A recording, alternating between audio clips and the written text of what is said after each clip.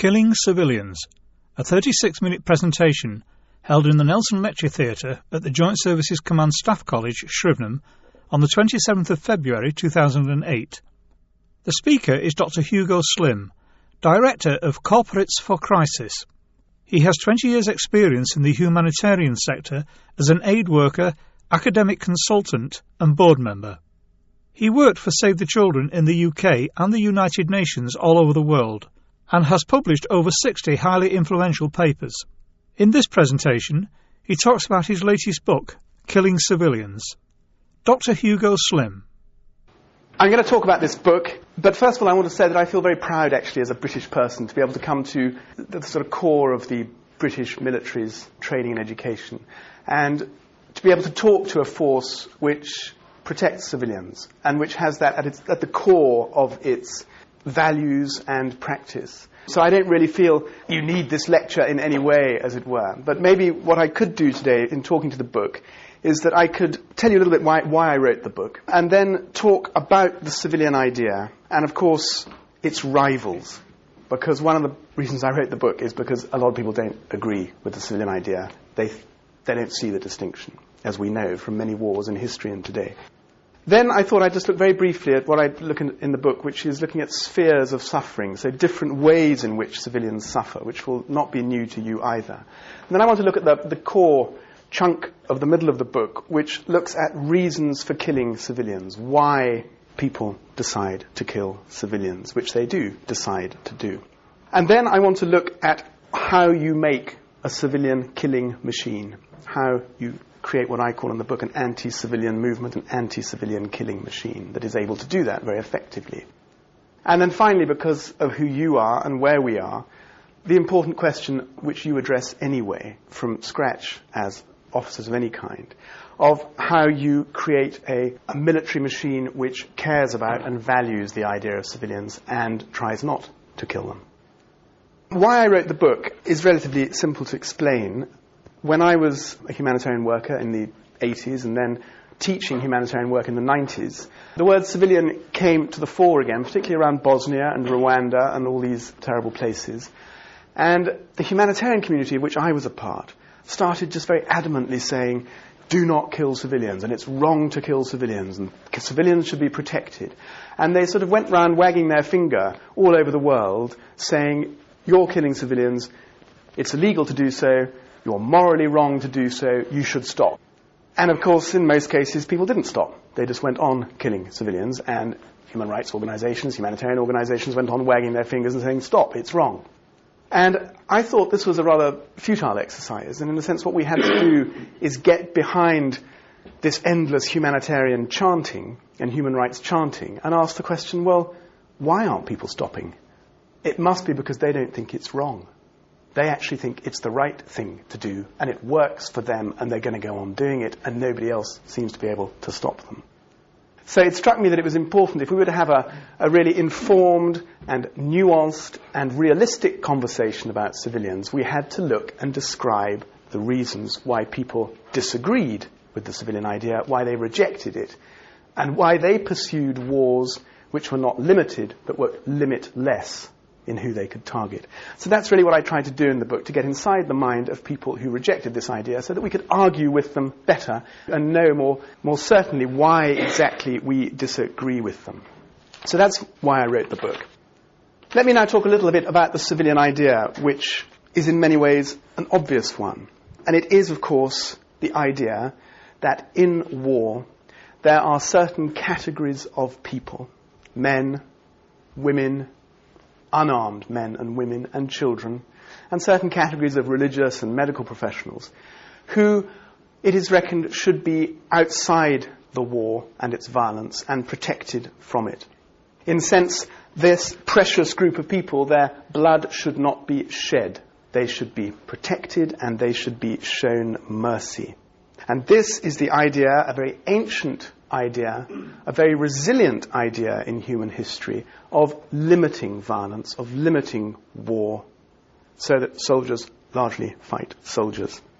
But of course this idea of limited war, which is very ancient and very resilient and very precious, is also very fragile.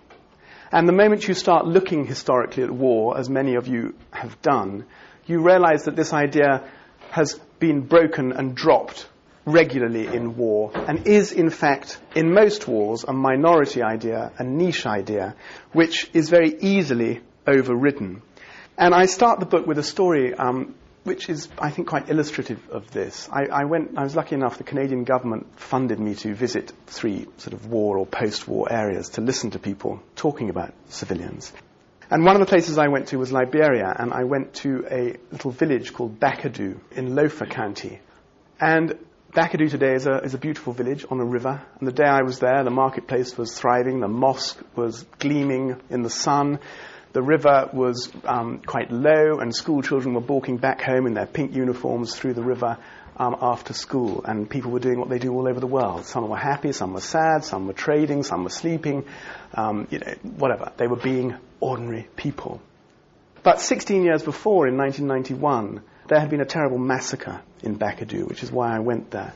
So I was listening to people talk about that day in July 91, when troops of Charles Taylor's first sort of incursion through from Ivory Coast into Liberia started moving up to this area. And that day, the people of Bakadu heard that armed people were coming and were on the way. And so they thought, right, well, we must prepare for this and welcome them and greet them in a spirit of peace. So they organized a welcoming committee in the center of their village in Bakadu, in the Palava hut. And they had children and women and elders there to greet them. And they had a cow and they had some food and were there to welcome them. And sure enough, after a couple of hours, they heard the sound of 3 Toyota vehicles coming charging into the village, and they swept into the village, and people, soldiers, armed people, jumped out, and most of the armed people fanned out around the village. But 2 or 3, including the commandant, who was actually a woman, stayed there with their guns, and they completely rejected the welcoming committee and pushed them all into the Palava hut and held them under their guns for a few minutes, smoked a joint or 2, started insulting them, saying, "You are Muslim Mandingo people. You are not welcome here. We do not want you in our land, and we are going to kill you all." And then, sure enough, they did. And the commander gave the order, and instantly the other 2 people shot all 32 people in that little Palava hut dead. And then, of course, panic broke out in this village, and everybody ran. And they ran, of course, right out along the little paths into the sentries who were positioned there to pick them off as they ran, and so each one of them was shot. And about 350 people were shot in half an hour in that village in Bakadu. And many others who did make it through the bush then either died of wounds or refugees or whatever and had a terrible time. But as I walked round with the elders in Bakadu, I walked down a little path to the river, and they stopped me at the blacksmith's house, and they said to me, "You know, it's interesting because there was a good man here, and he stood here with his gun, and as the people fled, he did not shoot them. He lowered his gun, and he encouraged them to run past him to the river. And many of them got across the river and escaped." And they said, "He is a good man." And it was interesting to me because they always obviously remembered him as part of that story. They didn't know who he was, what happened, whatever. But it was interesting to me too, because in a sense that person in that massacre was responding to the civilian ethic. And he, very bravely, this unknown soldier, had decided, no, I limit my violence here. I'm not going to kill these people.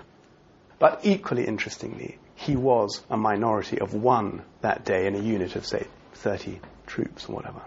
And I found that story very powerful because it shows us that the civilian ethic, the idea of limited warfare, limiting violence, is always there in war. But to be really a majority view, it has to be constantly worked on, encouraged and developed as part of a structural ethic of that force. And it certainly wasn't there. And the people doing that massacre had no interest in this idea of civilians. It was a meaningless category to them. They were doing something else. So, this idea of the civilian, this idea of civilian war, is, I would say, a niche idea in war. It is always there, but it is easily a minority view very often. It's easily overridden by hate and fury, and easily overridden by strategy, necessity, and sense of fatalism sometimes, that there's no other way to fight a war, there's no other way to win but to do this. So that is the civilian idea, and in a sense how precious but how fragile it is as well.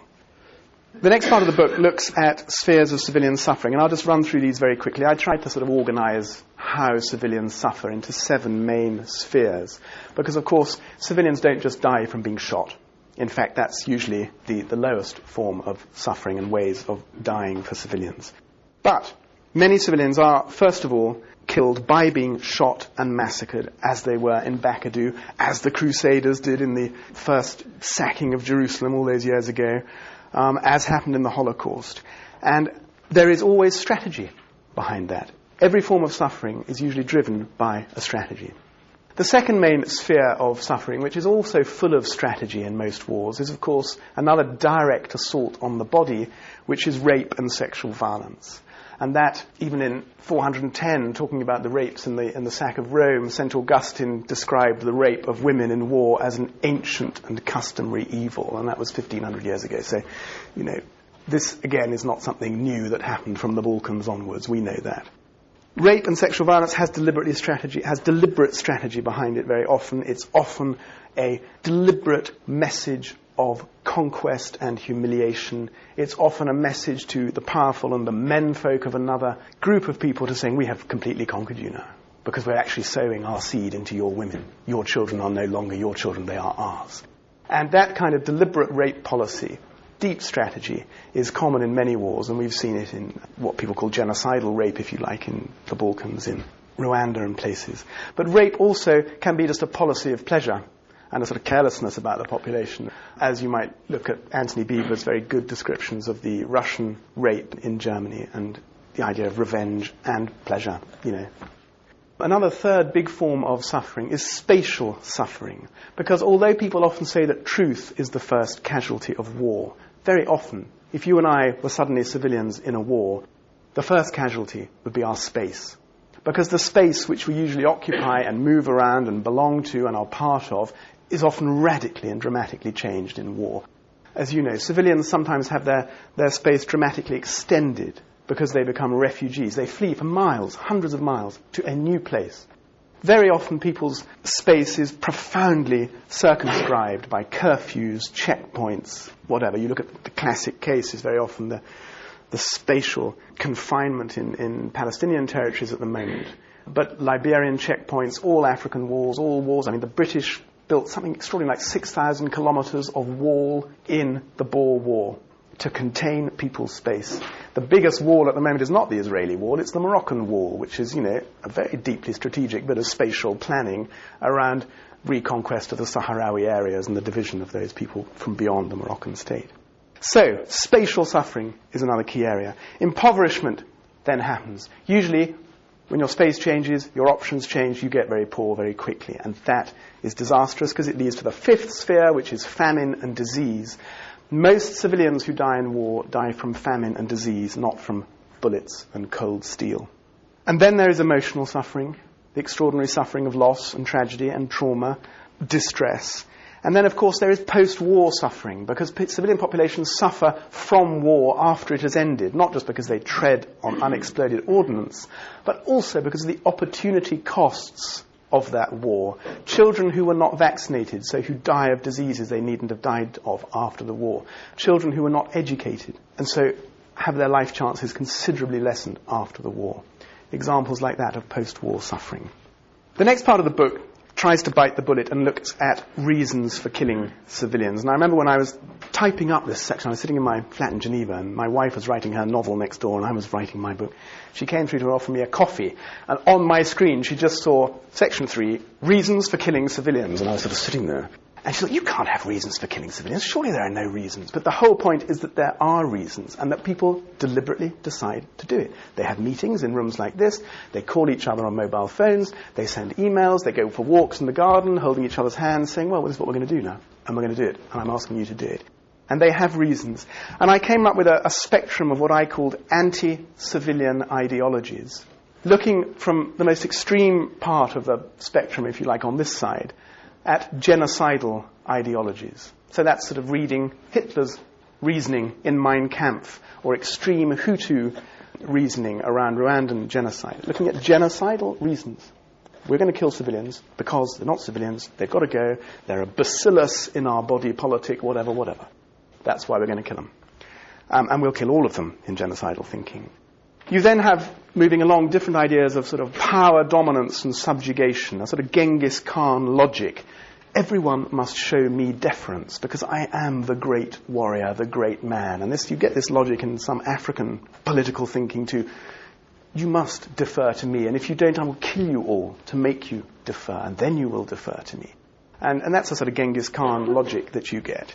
And it's close to a compliance logic that you get in a lot of intricate civil wars, class-based, ideologically based, where people decide to hurt civilians to make them comply. I will disappear your menfolk, I will take your sons and put them in jail, you won't know where they are, I'll drop them from aeroplanes into the sea, you'll never see them again. I will hurt you until you comply with our project. And that sort of logic too is very stark. Then there is revenge. I was very struck. I mean, a lot of civilian killing is based on a very heartfelt, visceral feeling of revenge. And when you talk to people in Liberia, you know, they have a wonderful English in Liberia, which is a sort of partly American patois. And very often they would talk about payback. And they would say, well, this was payback time. They did this to us, and we're going to do it to them. And that's what we did. And there's tribal payback and personal payback. And that's what it's about. And so that whole revenge logic, which is deeply in us all. I mean, I've felt huge rage and wanting revenge at certain times in my life. And many of us would. Then you get more sort of considered political logics of necessity. You get people like Churchill saying, the bombing of Germany is something we don't want to do. It breaks our values, but we have to do it. It is necessary. The ends that we need to win are so important, so extreme. The threat we face is so ultimate that we must break our own rules for the moment and do things we would not usually do because it's absolutely necessary. And you get people like Hamas and bin Laden and people arguing asymmetric necessities, saying, because we are not big enough to hit these guys in a normal way, we're going to have to hit them in this way, where it hurts. We're going to have to break some moral rules or say those rules don't exist anymore, and it's necessary now for us to do this. So those sort of logics are reasons for killing civilians, and they also move along the spectrum into recklessness and carelessness, a sort of profound carelessness. You get in sort of American overkill in Vietnam, where actually at the end of the day, and you see it sometimes in Israeli forces, where you sort of get people saying, I just don't care anymore, you know, they got one of us, it's 20 of them, you know, I'm just going to fire as much as I can over there, I'm not going to be careful anymore, I'm just care less now, I don't care about these people because of what they're doing to us. That recklessness, that carelessness. And then, of course, right on the good end of the spectrum, you get forces like your own who say, yes, we kill civilians, but we don't want to, we do not intend to. Our values are that we should protect civilians, that we believe in the idea. Whenever we do it very reluctantly and regretfully. And there you get logics of when we kill civilians, we kill them coincidentally or accidentally, because it's not our main purpose. Or, if it's just a bad bit of soldiering, we kill them criminally, and we've done it wrong, and that is no reason to kill anybody, and it's a crime. So that's the sort of spectrum of anti-civilian thinking, reasons that people have or give for killing civilians that I do in the middle of the book. But I also tried to put my finger on three other key, deeper forms of thinking which I think drive and permit civilian killing. And the first is a sort of collectivist thinking. Because as human beings, we can see each other individually, as individuals, or we can see each other as a collective. And if I see you as an individual, I see you in a very specific way, and I might relate to you personally and feel for you and see you as like me in some way. And I might be actually more inhibited in what I do to you. If instead I just decide to see you as an audience, I'll overlook the individuals in this room, I'll just see you as an audience. And one of the first things that politicians and possibly military people who are leading wars try to get their populations and their militaries to do is to move from individualistic perspectives on people to collectivist thought. And it's very noticeable when you read wars and stuff that the moment people move to collectivist ways of seeing a people, that's just a group, that is just them, then it's very easy to do things you wouldn't normally do because you're not seeing the people anymore, you're just seeing this group. And that group can be easily defined as enemy, horrible, grim, against me. And you can do things to a group and think about a group in a way you would be harder to think about an individual. So collectivist thinking is a deep force which allows us probably to kill more. The second idea is a very profound way of thinking that we human beings have had for as long as we have been conscious, probably, which is the notion of sacrifice and the idea of sacrificial thinking. And when I was reading a lot of these accounts of war and reading people like Bin Laden and Churchill and Hamas and loads of other people, you suddenly realize that they are dealing in the stuff of sacrifice. And they are saying, look, we humans know from deep in ourselves and in our experience that to really make things change, for the world to move on, for things to be new, things have to suffer. We have to shed blood. Things have to be broken to be remade. And we cannot really live in this world without sacrifice. And a lot of thinking that allows people to fight limitless wars or even argue that they have to break their own values is the notion, look, sacrifice is real, it's important. Innocent victims need to suffer. They'll have to suffer for things to change. So we have to own that sacrificial thinking. The third deep form of thought, which is very permissive of civilian killing, is our brilliant human ability not just to see the world as black or white, but to have this incredible innate ability to recognize ambiguity. And because we can see things ambiguously, that they are grey, not necessarily black or white, that there are shades of things, it allows us not to think in simple categories like civilian and not civilian. And again, when you read a lot of people's logic about killing civilians, they're saying, but what is a civilian? That person is not just a civilian. He's not only a civilian. He's also something else. And there are, I thought, sort of four shades of ambiguity. There's a military ambiguity, which the lawyers call the revolving door civilian. Yeah, okay, I mean, he's a civilian because, you know, in the day he's out there with his oxen ploughing his field. And then he comes back and has lunch with his children, and they've just got back from the school, or they've been helping looking after the sheep. But in the evening, he gets his gun off the back of the door, and he's part of the local militia group patrolling, or he goes out and fights with the rebels. So he's not just a civilian. He's ambiguous. Then there is political ambiguity. You know, that guy's not just a civilian. He's one of the most extremist newspaper editors in this war, and the stuff he prints in his newspaper is so virulent and inciting of hatred and violence. How can you call him just a civilian? And then, of course, there is social ambiguity.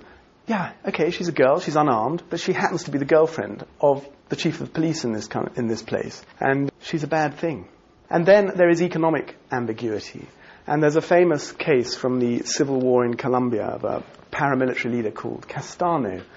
And in this area of Colombia, people were shocked and horrified in a week because suddenly people kept going into butchers' shops and just shooting butchers, one after the other, over this region. And they killed about 15 butchers, just went into the shop, shot them through the head, down.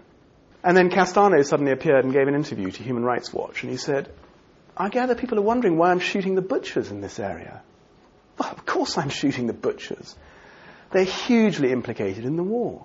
Because as you know, the leftist guerrillas steal the cattle off the land of the rightful landowners in this place. They take those cattle and they sell them to the abattoirs at huge profits, with which they then go and fight their wars and buy their guns and support their systems of leftist, treachery. And the butchers know jolly well that this is where the cow's from, and they go into the abattoir and buy the cows and then get them in. And they are part of this leftist war economy, and they know it. And they are playing a part in the war, and they should suffer. They are no longer civilians. So that kind of economic ambiguity, which can be so real in war, is this whole area of ambiguity is why people feel, no, they're not just a civilian, I can kill them. So those are sort of reasons, if you like, why people do it. How do you get them to do it? And you know much more about how you get people to kill than I do, because at one level it's your job. But if you look at how you create an anti-civilian killing machine, a civilian killing machine, and there's lots of literature about it from the Holocaust, from all sorts of other war studies, you have to do certain things. You have to create certain social and psychological conditions within people to make them kill. And one of the most striking things we know is that if you take 100 people, you get what they call the 80% rule. This is from Milgram's famous experiments and many other things. That if you put enough certain kinds of pressure, authority, fear, peer pressure, altered states, making them feel that they're different in a different realm suddenly, you can get 80% of those people to do extremely violent things that they would not normally do. 10% will step out and say, no, look, I really don't want to do this, can't I do the washing up instead? And 10% will say, this is absolutely wrong, and it's an outrage, and I'm going to stand up to it even if you kill me, because I'm objecting. But the 80% rule is a pretty horrifying figure. And those killing conditions is that, first of all, you need to dehumanize the enemy in the eyes of those fighters. You have to say they're rats, they're vermin, they're a disease, they're not humans. Don't worry, you're not killing human beings, you're killing pigs, or whatever. Then you have to say, have such strong systems of authority and obedience, often based on fear, like the Lord's Resistance Army. They get children in the first 24 hours of their abduction to kill another child in their group. They force them to kill, so that they are now suddenly in a whole new obedience regime, which is quite terrifying, with the ultimate consequences. Or you can do systems of bureaucratizing, which the Holocaust was famous for, where you don't tell other parts of the system what they're doing. So the woman that's drawing up the list of names doesn't have to really know what the names are for. She passes it on to somebody else. The guy that drives the truck of people to the forest and unloads them doesn't have to know what's happening. You bureaucratize it into a division of labour. You also encourage people to enter an altered state. So if you're Charles Taylor, you give them some drugs, you tell them to paint themselves, you get them to put ring armlets on themselves, you make them become someone else, you give them nom de guerre. So a little boy will become Rocket or Devil, and he'll become someone else. And then he can do all sorts of things that he wouldn't do before. And of course, we have to recognize that there is pleasure in killing as well. There is a pleasure in the business of it for some people. You get into it. There's a pleasure in the bonding of the group that does these operations that's well recorded. And we know that, like playing the violin, practice allows you to get used to it and better at it. And a lot of the training in these groups is about making people practice it until they just do it without thinking, like you might eventually play a violin without thinking. So there are all these ways that you can get people to kill. And the challenge for a military force like our own, like your own, is how you get military force not to do that, and to remain thinking consciously about discriminating targets, things which I believe you all do incredibly well. How does one do that? How can one create a pro-civilian movement, a pro-civilian military force? And again, at the end of the book, probably not very well, because it's probably the weakest part of the book, really, trying to work out how you stop people killing civilians. I've looked at various ways that you can create a pro-civilian force, and you basically have to reverse the systems that make you create a killing civilian force. So you have to get them thinking ideologically that it's a good thing to protect civilians, and you have to enable them to do that. So in a way, the first thing you have to do is to, and I'm sure you all do it, is to make people have a strong conviction that protecting civilians is a good thing, that the civilian idea in itself is a morally good thing. People have to act from conviction. You then, in other words, have to give them reasons for protecting civilians, reasons for believing in the civilians idea. And some of those are moral reasons, that it is just right, when you are fighting a war, to limit the killing as much as you can, for a variety of reasons. And you have to encourage them and persuade them to tolerate the ambiguity in a civilian population. You have to say, yeah, we know it's an ambiguous population, but we also believe that limited killing is better. So we have to tolerate the ambiguous civilian. And probably most civilians, many civilians, can be ambiguous. So you have to give them reasons. But more than reasons, you also have to encourage them to feel a resonance, an emotional resonance, not just an intellectual reason, an emotional resonance why they should protect civilians. And that really is about encouraging a feeling and a recognition that a civilian, that civilian person, is like me, or he is like us, he is like my mother, he is like my brother, he is like my son. They are like me. And if you can get that resonance, that's going to be, in a way, a more effective way of valuing the civilian idea and protecting people than reasons, because a lot of us work better from our feelings than our reasons. But again, you need more than that too. You need incentives. You know, any of us trying to drive our behavior need good reasons, good feelings, but strong incentives too. So you have to have an incentive to do it. And there are political incentives that you all know about, that in a way, if you're trying to take over a population, move amongst it, effectively change it, develop it, whatever, in the lines that you want it changed, it may make political sense not to kill lots of civilians because you will make them hate you even more. So there are political incentives not to do it. There are economic incentives not to do it. What is the point of inheriting a whole new land that you've just conquered when it's utterly destroyed, when all its rich economic resources are devastated, when you're going to have to spend a fortune putting it back together again? You inherit nothing. So those kind of incentives are important. There are military incentives too, of course, because of the notion of reciprocity and revenge. So if you fight a war in a certain way, the chances are your enemy will fight it in that way against you too. So there is a military logic to saying we'll fight a limited war, because hopefully that will mean our opponent will fight a limited war too, and not go and bomb our sisters and brothers and daughters and whatever. And finally, there are intimate reasons of self-interest why it is better to limit the killing in war. Because at one level, if you look around at people who have killed a lot of civilians, what they are left with personally, very often, unless they're psychopaths, is a problem, a personal problem. That it is bad for the soul, in a way, to have limitless killing in a fight. And it is bad for them, and it's also bad for the families they then go home to be with. So there are intimate reasons of self-interest why we should try and limit the killing in war.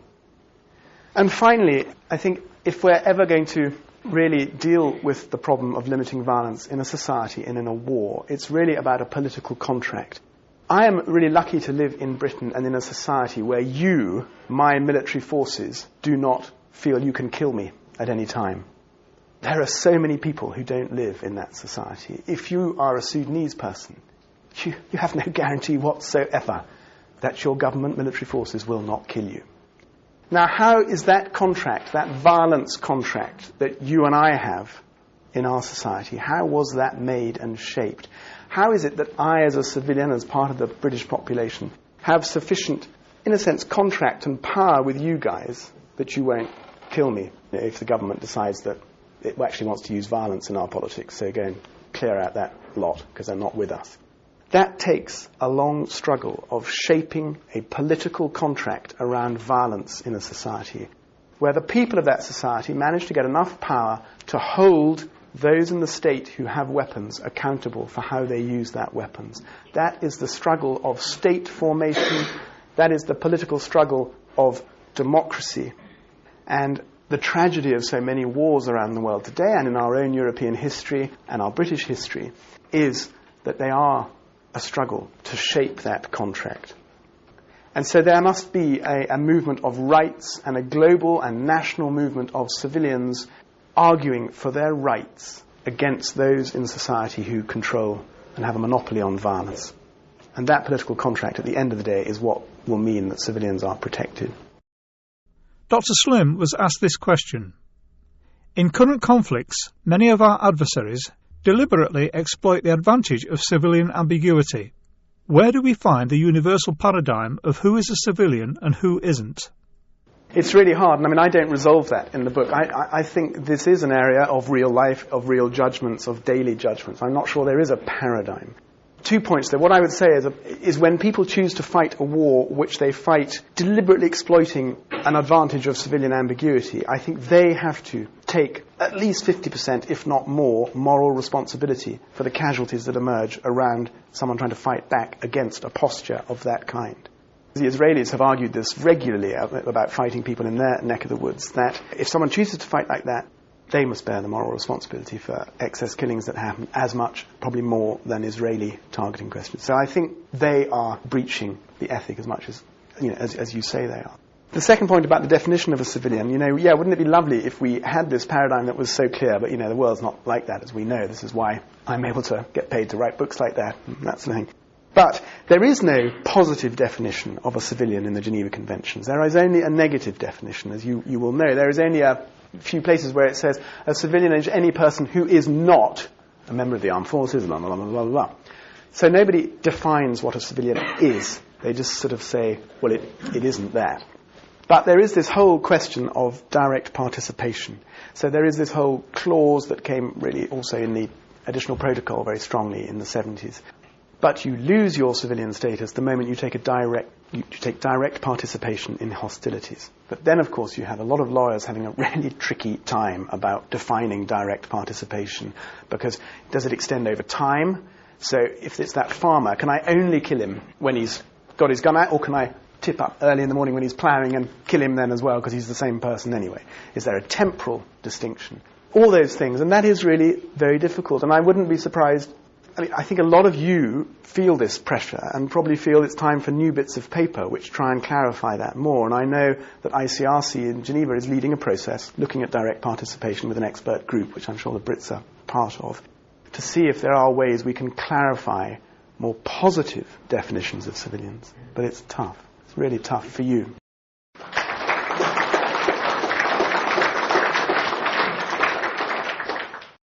Dr. Slim can be contacted by email at hslim, spelt Hotel Sierra Lima India Mike, at corporatesforcrisis.com.